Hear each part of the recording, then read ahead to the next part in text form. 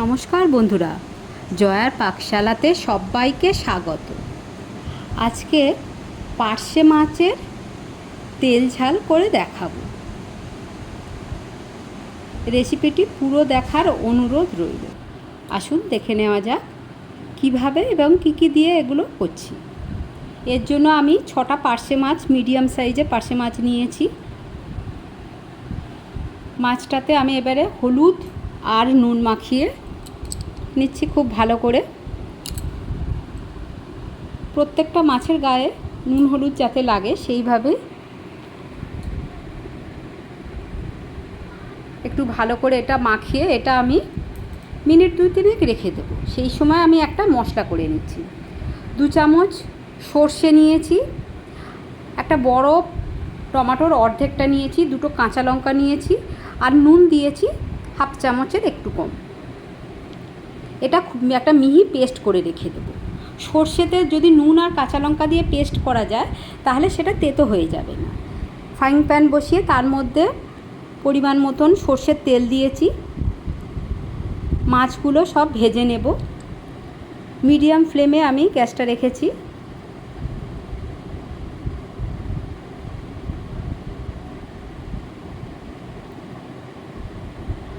একটু সময় নিয়ে মাছটা ভাজতে হবে। হাই ফ্লেমে দিলে মাছটা ওপর থেকে লাল হয়ে যাবে, কিন্তু একটু কাঁচা থেকে যাবে, তখন খেতে ভালো লাগে না। এক পিঠ হয়ে গেছে, আমি আর এক পিঠ মাছগুলো সব উল্টে দিয়ে দিচ্ছি।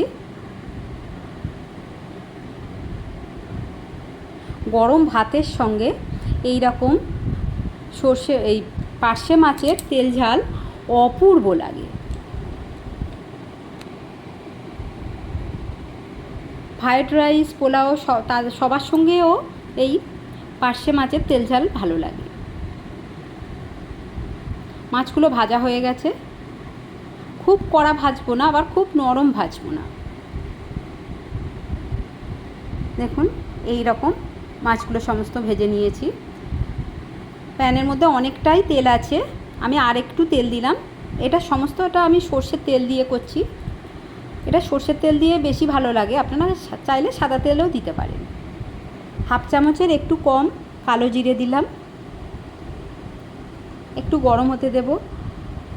আর যে পেস্টটা বানিয়ে রেখেছি টমেটো, কাঁচা লঙ্কা, সর্ষে দিয়ে, সেটা আমি এর মধ্যে দিয়ে দিলাম।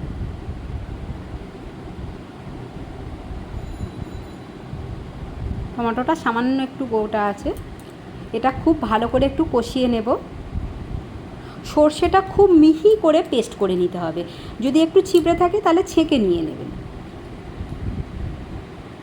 আর একটা মশলার পেস্ট বানিয়ে নেব। 1/2 চামচের একটু কম হলুদ দিয়েছি, ধনিয়া দিয়েছি 1/2 চামচ, আর জিরে দিয়েছি 1/2 চামচের একটু বেশি।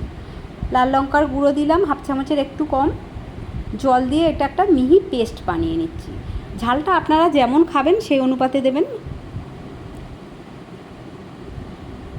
কাঁচা লঙ্কারও পেস্ট আছে, তার একটা ঝাল আছে, আর গুঁড়ো লঙ্কাটা দেওয়া হচ্ছে, সেটা পরিমাণ বুঝে দেবেন। এটা ভালো করে একটু কষিয়ে নেব।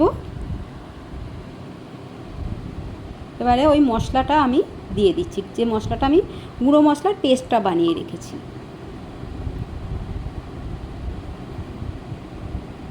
সমস্তটা খুব ভালো করে কষিয়ে নেব যতক্ষণ না তেল ছাড়ছে।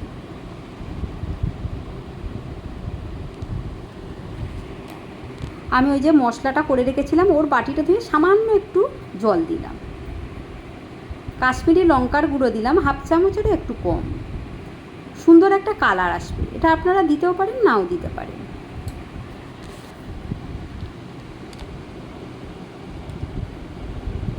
কালারটা যদি সুন্দর হয় দেখে খেতেও ভালো লাগে। মশলাটা খুব ভালো করে কষিয়ে নিচ্ছি। তেলটা ছাড়তে শুরু করেছে। এবারে আমি অল্প করে গরম জল দিলাম। এখানে যা জল ব্যবহার করব সমস্তটা গরম জল ব্যবহার করব। আবারও কিছুক্ষণ কষিয়ে নেব। দেখুন পুরো তেল ছাড়তে শুরু করেছে, খুব সুন্দর মশলা কালারটা এসছে।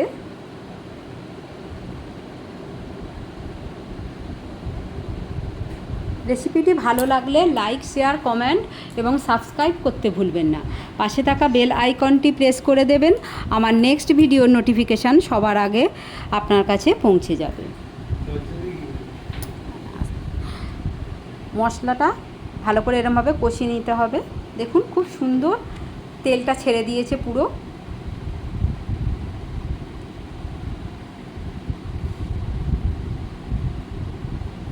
এর মধ্যে এবারে আমি হাফ বাটি গরম জল ব্যবহার করছি। আপনারা যেমন গ্রেভি চান সেই অনুপাতে জলটা দেবেন।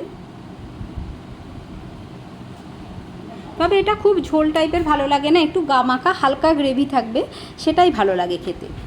জলটা দিয়ে দিয়েছি, ফুটে গেছে ঝোলটা। আমি এর মধ্যে মাছটা, সমস্ত মাছগুলো, ভেজে রাখা মাছগুলো দিয়ে দিচ্ছি। ঝোলটাও ফুটে গেছে। মাছের মধ্যে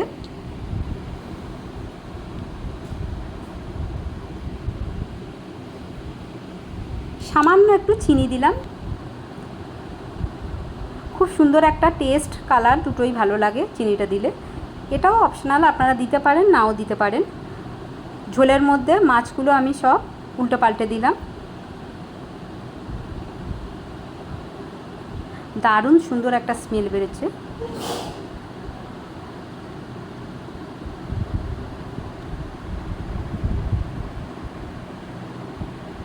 এটা হয়ে গেছে। আমি এবারে গ্যাসের ফ্লেমটা অফ করে দেব। শেষে আমি 1 চামচ, ছোটো চামচের 1 চামচ সর্ষের তেল ওপর থেকে ছড়িয়ে দিলাম।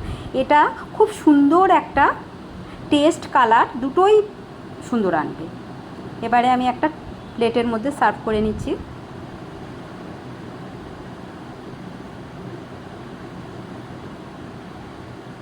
দেখুন দারুণ সুন্দর কালারটা এসছে।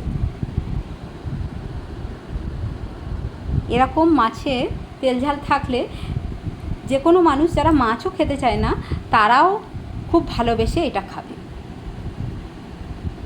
কেমন লাগলো অবশ্যই কমেন্ট বক্সে জানান। আপনাদের কমেন্টের অপেক্ষায় রইলাম।